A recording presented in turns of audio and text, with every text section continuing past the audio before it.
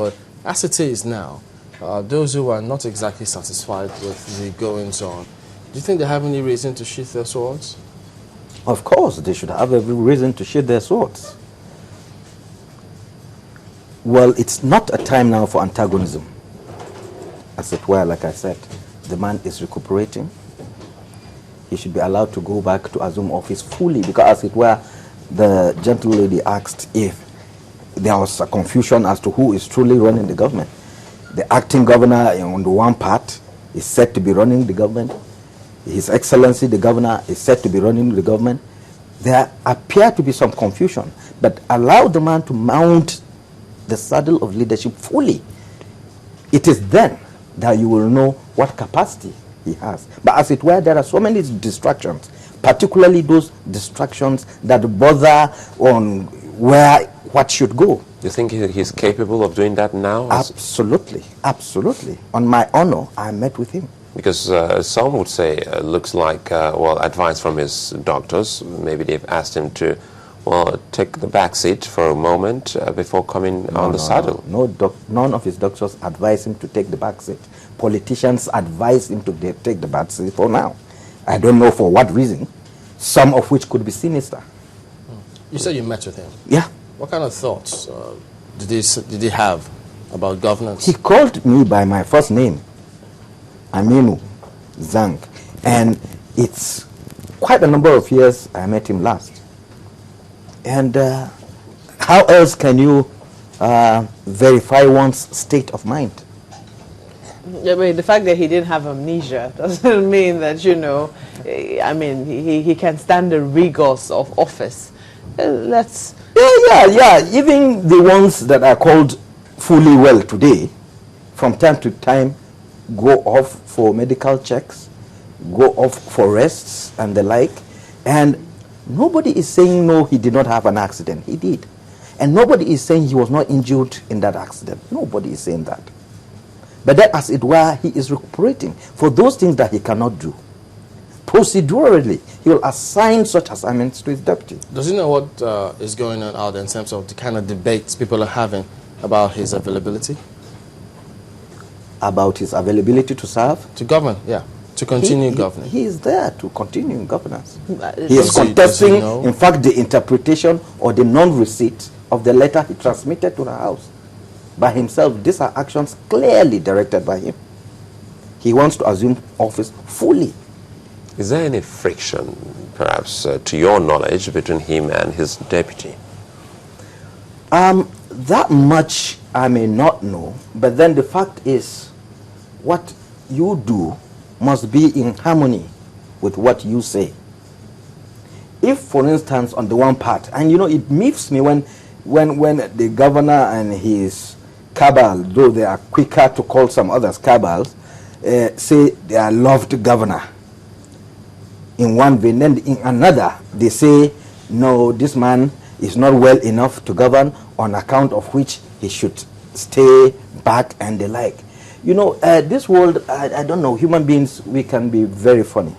If you look at the circumstance of the arrival of this present acting governor, he came by providence, because as it were, the former deputy had issues to sort out with the House, bordering on corruption.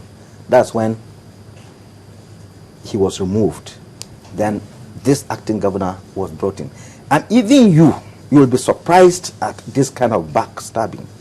So the governor, naturally, at this point, that's why when Ajuya, though you said we'll get back to that later, was saying... No, you can go ahead. Yeah, he's talking slowly, and maybe he didn't know Governor Suntai. He is a natural, slow speaker. That might have been compounded now by the injury and the like. And when you have an air crash, even if it is a road accident, you survive it. Tendency is that you'll be cautious in whatever you do.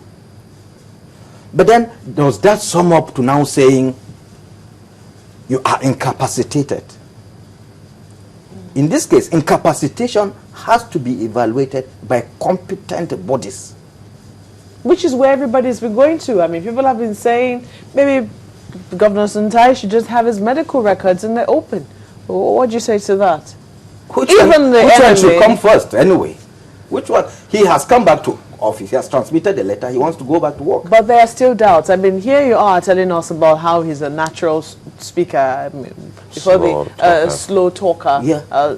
You know, some people said, you know, they never got to see him, but that before he had the accident. So it's hard for them to compare, but I definitely do know when somebody is struggling to read something. Yes, he recognized words, and he obviously was reading from a paper, which shows some, you know, cognitive abilities. Yeah. But then, you know, the manner in which you could see that it did not tell of somebody who was physically fit. He told us somebody on how you want to look at it. For every situation, there are pessimists, there are optimists. Yes. If you want to look at it from a pessimistic perspective, standpoint, of course, you will pick at all those holes. But for me, no, but even the most optimistic, even you have used the word recuperating. You said he is recuperating. In other words, he's still making progress. He's not where his medical personnel feel that he should be yet. But, you know, he's moving towards that area. Some people are saying, why wouldn't we just leave him alone to make progress to that particular, you know, goal that his medical personnel will want for him? That agenda have their motives, and those motives are propelled largely by opportunism, that they find themselves where they are. How do we begin to differentiate? How do we differentiate those who truly mean well? I mean, you see your, let me use an example. You see your father or your mother not feeling very well. You see them, they've led a very active lifestyle for a long time. For some reason, for health issues, you can see that they're not as fit as they used to be. You say, Daddy, please retire, or Mommy, please retire. And, you know, they're stubbornly refusing to. But you know their health cannot take it. They've gone to hospital. Where do we begin to differentiate or draw the line between love, you know, real love and opportunism? Yeah, maybe you'll encourage your parents after coming back from hospital, having recuperated enough to come back home, to maybe take more periodic checks, as against saying go back and permanently stay in the hospital. The doctors have said go back, but you are saying no, go back to hospital. All this, I mean, it speaks volumes. All these debates, and I think this is a desperate move by. But why do you think it's desperate? Because some think that, look, all this debate is even coming up in the first place because of the impression that some politicians have given. Politicians usually will not resign. Some of them, when they make mistakes, they just think, no, put up a bold face about it. And so they don't see them coming across as such people who will bow out when they really need to. In his own case. Not just in his own case. I'm talking about the precedents before this case, because this may not be the last case we will hear about this matter. Yeah, it will be unfortunate if in the face of glaring realities, you probably cannot perform your responsibilities and you stick to office, maybe because of the lure of the office. I think that's sad. But this situation is entirely different. No, but do Nigerian politicians, maybe not at the risk of sounding generic, do they really come up to serve? You think you've been there? You know many of them. Oh, yeah, not only Nigerian. Everybody has his reasons. Let's limit it to Nigeria for now. Yeah, everybody has his reasons to serve. And I cannot speak for someone else. It will be absurd. It will be wrong. Some Nigerians also think that some politicians basically just go there for what they can get. And so the fact that they tell you, no, I'm here to serve. Many will go there for what they can get. Many, I tell you, yeah.